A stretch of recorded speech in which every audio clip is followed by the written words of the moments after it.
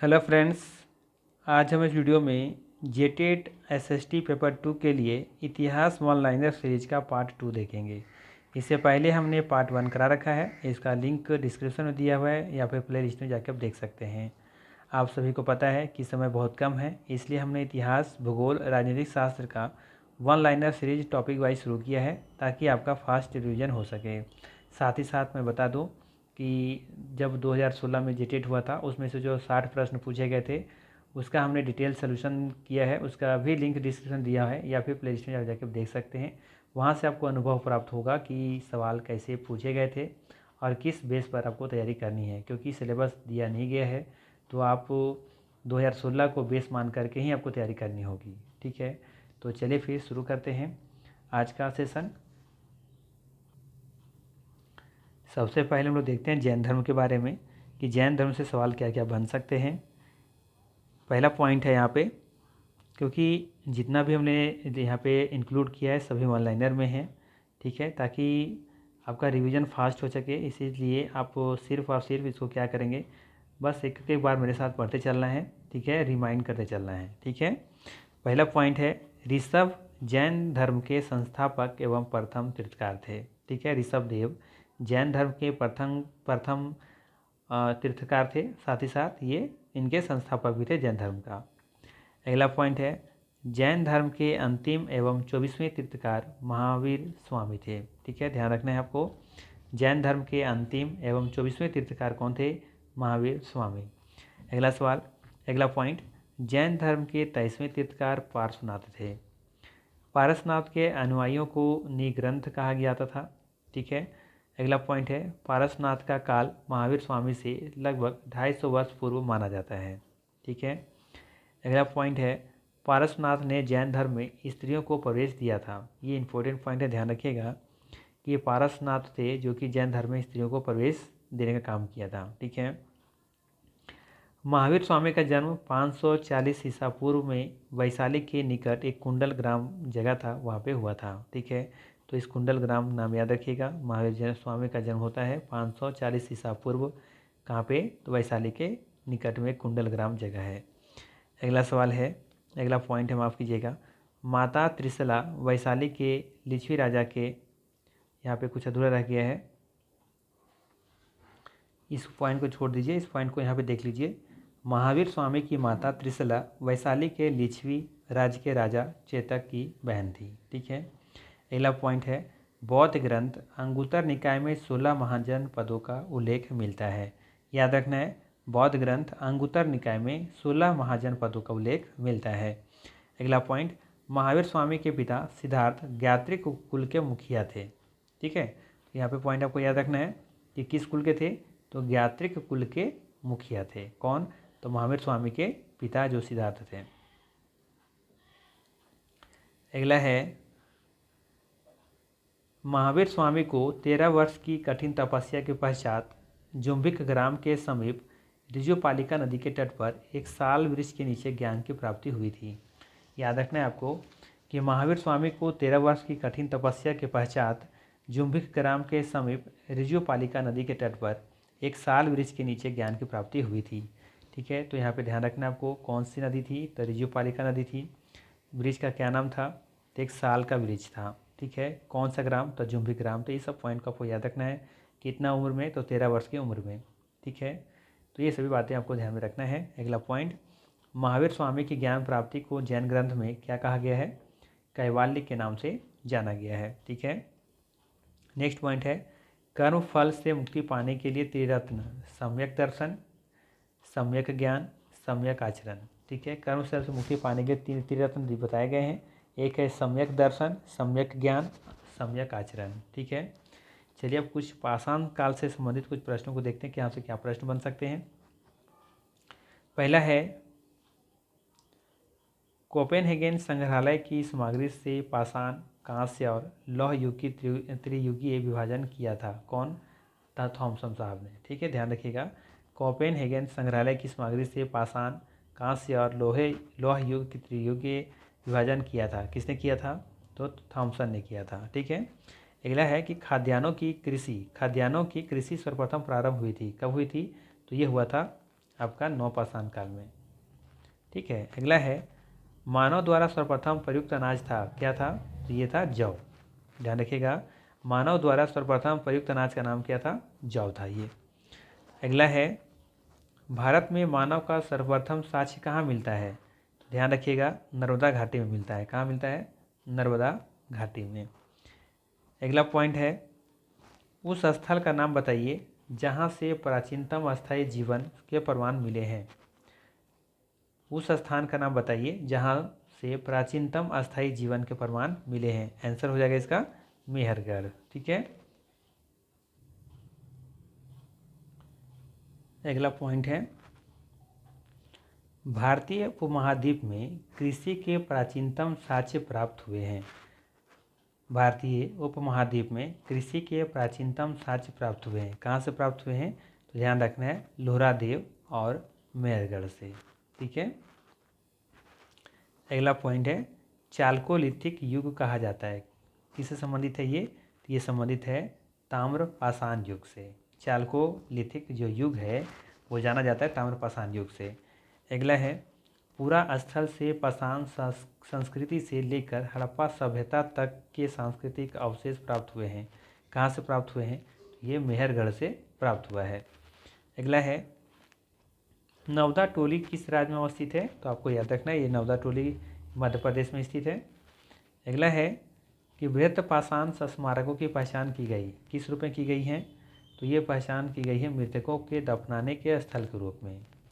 अगला है भीमबेटका किसके लिए प्रसिद्ध है? तो आपको याद रखना है यहाँ पे गुफाओं के शैल चित्र से। भीमबेटका किसके लिए प्रसिद्ध है? तो गुफाओं के शैल चित्र से। नेक्स्ट पॉइंट भारत में किस शिला आश्रय से सर्वाधिक चित्र प्राप्त हुए हैं? ठीक है, पूछा जाएगा आपसे कि भारत में किस शिला आश्रय से सर्वाधिक चित्र प्राप्त हुए हैं? तो आपको याद रखना है भीमबेटका, जो कि आपका कहाँ पे है? मध्य प्रदेश में है। उत्खनित प्रमाणों के अनुसार पशुपालन का प्रारंभ हुआ किस काल में हुआ था? तो देखेंगे उत्खनित प्रमाणों के अनुसार पशुपालन का प्रारंभ मध्य पाषाण काल में हुआ था। अगला पॉइंट मध्य पाषाणिक प्रसंग में पशुपालन के प्रमाण जहाँ मिले वह स्थान है, वो स्थान का नाम क्या है? तो उस स्थान का नाम है आदमगढ़। ध्यान रखना है मध्य पाषाणिक प्रसंग में पशुपालन के प्रमाण जहाँ मिले हैं वह स्थान का नाम है आदमगढ़। अगला पॉइंट किस स्थल से मानव कंकाल के साथ कुत्ते का कंकाल भी सावधान से प्राप्त हुआ है?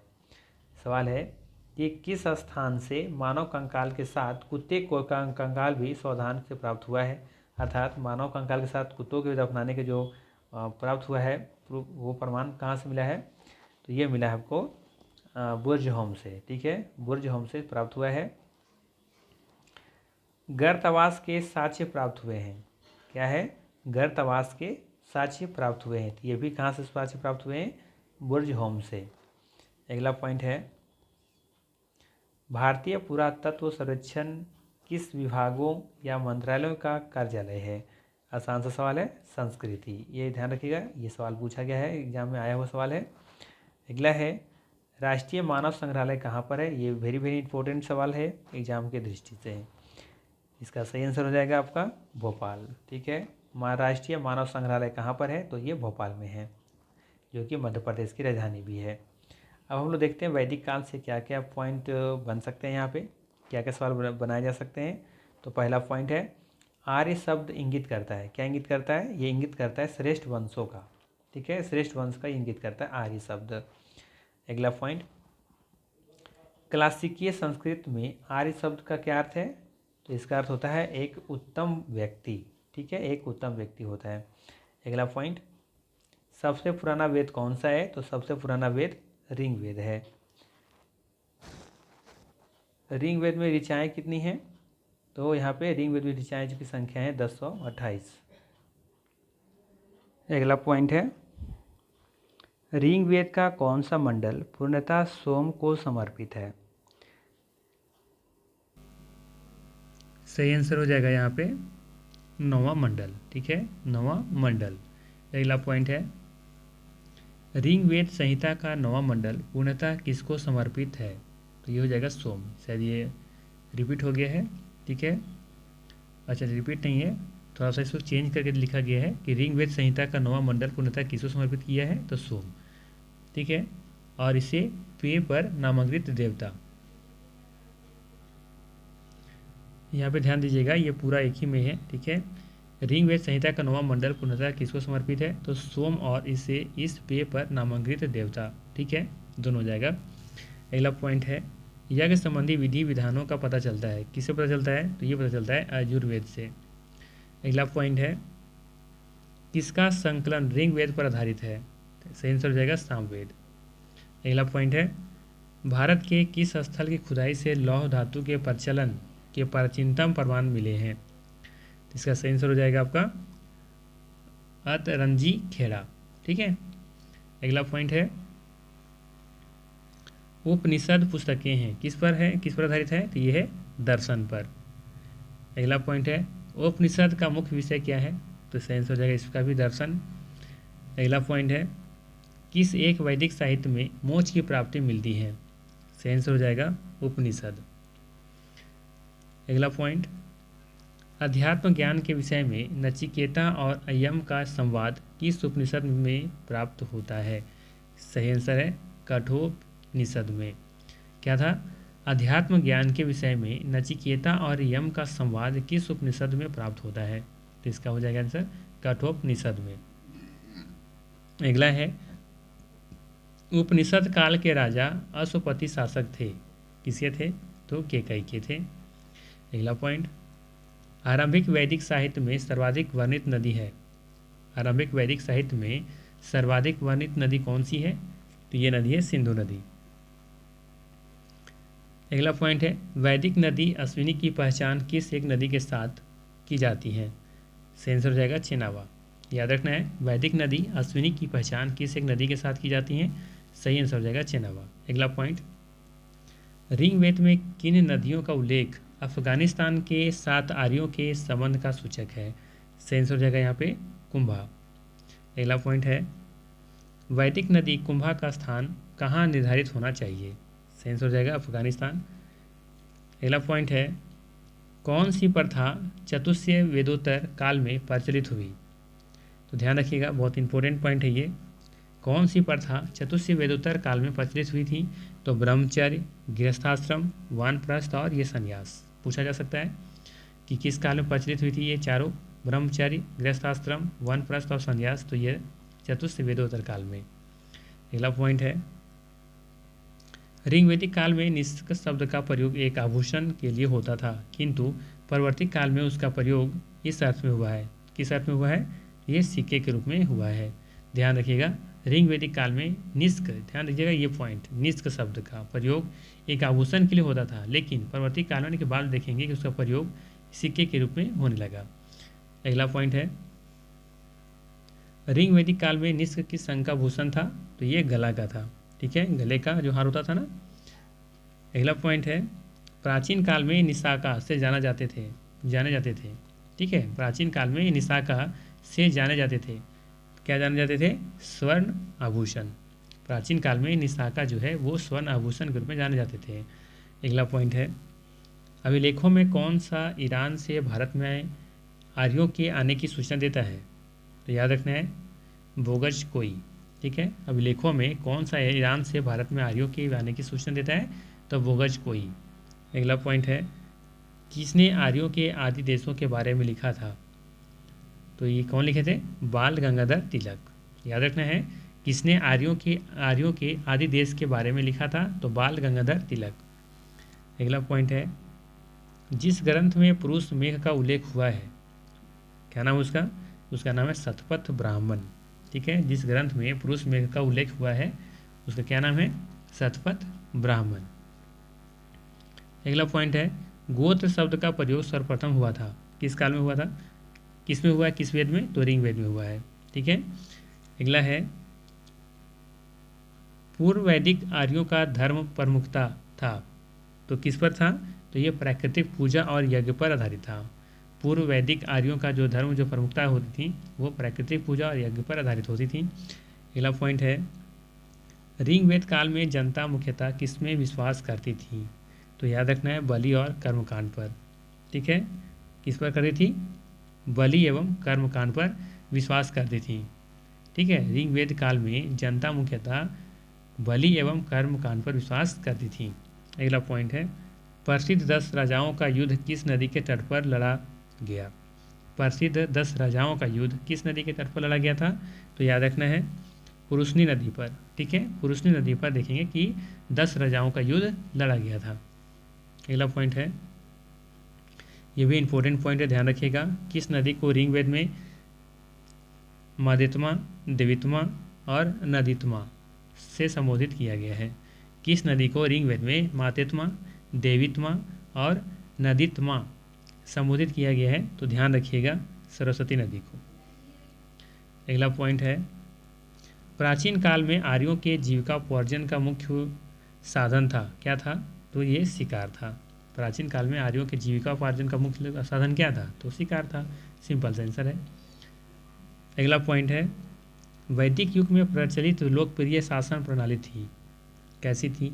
वंश परंपरागत राजतंत्र।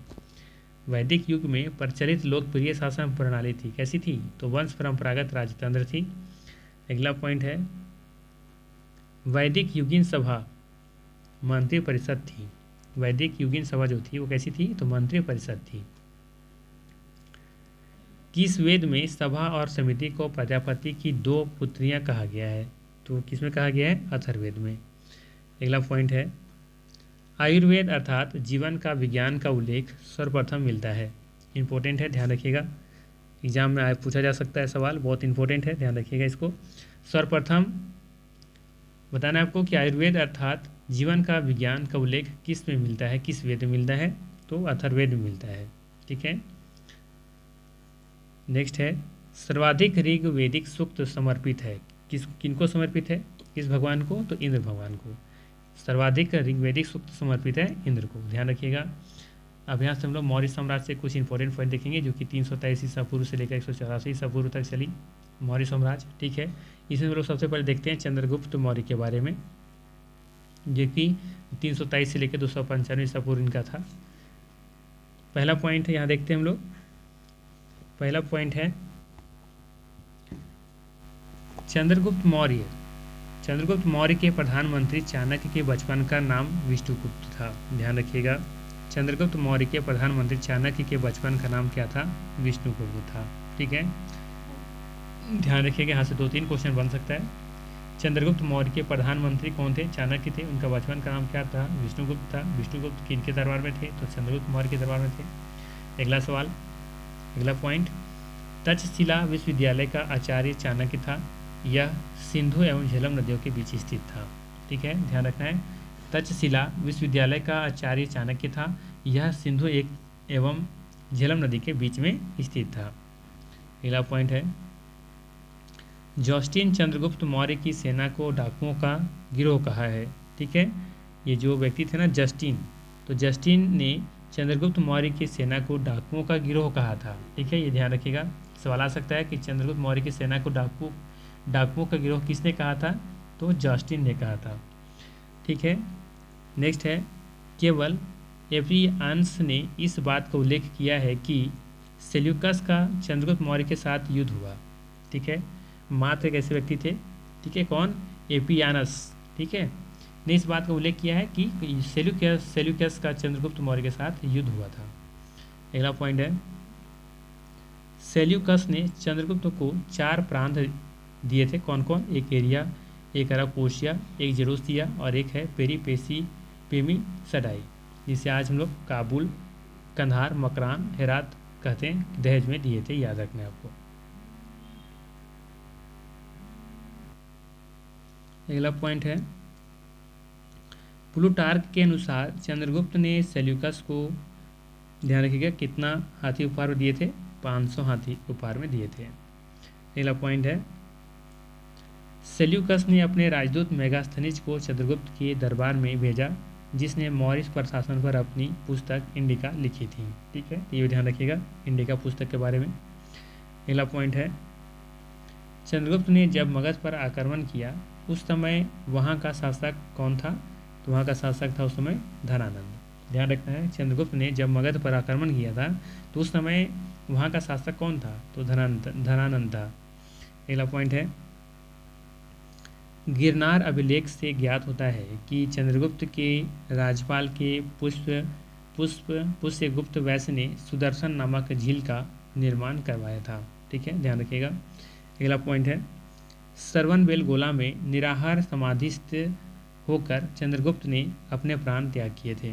सरवनबेलगोला में निराहार होकर, यानी कि बिना कोई आहार भोजन किए हुए समाधिस्थ होकर चंद्रगुप्त ने अपने प्राण को क्या किए थे? त्याग दिए थे। अगला पॉइंट हम लोग देखते हैं अब बिंदुसार के बारे में। ठीक है, बिंदुसार के बारे में, जो कि 298 ईसा पूर्व से लेकर के 272 ईसा पूर्व 272 ईसा पूर्व तक इनका चला था कार्यकाल। ठीक है, चलते हैं इसको देखते हैं, ज़्यादा पॉइंट यहाँ पे नहीं है। चंद्रगुप्त की मृत्यु के पश्चात उसका पुत्र बिंदुसार सम्राट बना, जो आजीवक संप्रदाय का अनुयायी थी। ठीक है, इस पर ध्यान रखिएगा, आजीवक संप्रदाय का ये अनुयायी था।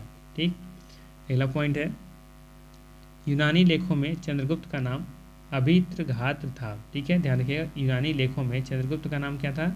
अभित्रघात। अगला पॉइंट, तिब्बती लामा तारानाथ तथा जैन अनुश्रुति के अनुसार चाणक्य बिंदुसार का मंत्री रहा है। ठीक है, तिब्बती लामा तारानाथ तथा जैन अनुश्रुति के अनुसार चाणक्य जो है वो बिंदुसार का मंत्री रहा था।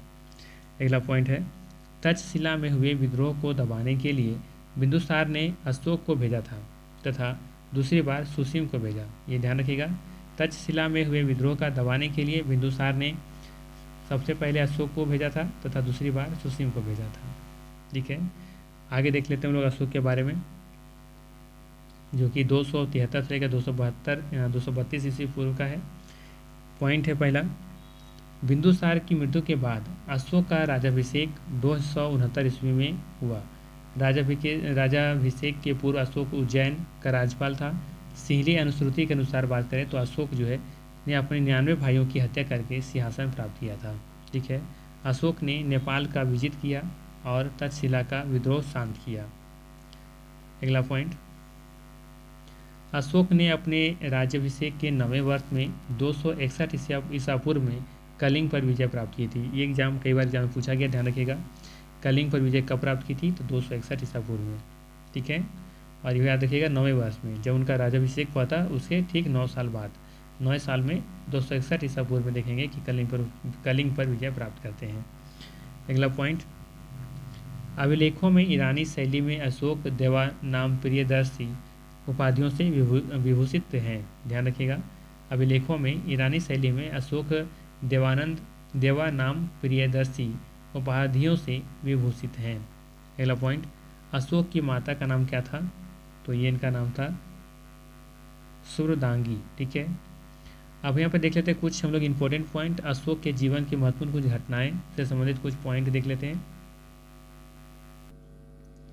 इसमें पहला पॉइंट है, अशोक ने अपने शिलालेखों में ब्राह्मी, खरोष्ठी, ग्रीक एवं अरमाइक लिपि का प्रयोग किया है। सवाल आ सकता है कि अशोक ने अपने शिलालेख में किस किस भाषा का प्रयोग किया है, किस लिपि का प्रयोग किया है? तो बताना है ब्राह्मी, खरोष्ठी, ग्रीक और अरमाइक। अगला पॉइंट है, अशोक ने बौद्ध धर्म के प्रचार के लिए अपने पुत्र महेंद्र एवं पुत्री संघमित्रा को श्रीलंका भेजा था। ये भी इम्पोर्टेंट पॉइंट है, अशोक ने बौद्ध धर्म के प्रचार के लिए अपने पुत्र महेंद्र एवं पुत्री संघमित्रा को कहाँ भेजा था? श्रीलंका। अगला पॉइंट है, अशोक ने जो धर्म की परिभाषा दी है वह राहुलोवाद से ली गई हैं। ध्यान रखना है कि अशोक ने जो धर्म की परिभाषा दी है वो कहाँ से ली गई हैं? तो राहुलोवाद से ली गई हैं। अगला पॉइंट, 1750 ईस्वी में टिफे थाइलर, ठीक है, कौन है? टिफे थाइलर महोदय ने सबसे पहले अशोक के स्तंभ का पता लगाया, किंतु ध्यान रखिएगा यहाँ से भी सवाल कई बार पूछेंगे ऐसे एग्जाम में, किंतु अशोक के अभिलेखों का सबसे पहले 1837 ईस्वी में जेम्स प्रिंसपेच ने पढ़ा था। ठीक है, ध्यान रखिएगा, 1750 ईस्वी में टिफे थाइलर महोदय ने सबसे पहले अशोक के स्तंभ का पता लगाया, लेकिन बात करें अभिलेखों को सबसे पहले पढ़ा किसने था? तो जेम्स प्रिंसेस ने पढ़ा था। कब? 1837 ईस्वी में। ठीक है, अगला पॉइंट है, आज का लास्ट पॉइंट है, प्रथम पृथक शिलालेख में यह घोषणा है कि सभी मनुष्य मेरी संतान है। प्रथम पृथक शिलालेख में यह घोषणा है कि सभी मनुष्य जो हैं वो मेरी संतान हैं। ठीक है, तो ये था मोस्ट इंपॉर्टेंट यहाँ से वन लाइनर कुछ पॉइंट जो कि यहाँ से कुछ एग्जाम में पूछे जा सकते हैं। और भी बाकी यहाँ पे इसमें एक पार्ट और देखेंगे। ठीक है, इसके बाद एक पार्ट और देखेंगे, उसके बाद फिर हम लोग इसमें 50-50 MCQ का 50-50 क्वेश्चन का 2 MCQ सेट लगाएंगे। ठीक है, और ध्यान रखिएगा इसके बाद जो एक और पार्ट होगा, ठीक है, इसके बाद हम लोग का जो है आपका प्राचीन भारत का इतिहास जो है वो खत्म हो जाएगा। उसके बाद हम लोग फिर मध्यकालीन भारत शुरू करेंगे। ठीक है, लेकिन इसके बाद एक पार्ट और देखेंगे वन लाइनर का। ठीक है, उसके बाद हम लोग फिर जो हम लोग जितना पढ़ें उससे रिलेटेड कुछ MCQ बेस 50-50 क्वेश्चन का 2 सेट लगाएंगे और उसके बाद फिर मध्यकालीन भारत शुरू करेंगे। ठीक है, ताकि हम लोग का हर तरीके से कंप्लीट होता चला जाए। तो चलिए फिर मिलते हैं हम लोग फिर नेक्स्ट वीडियो में। Thanks for watching.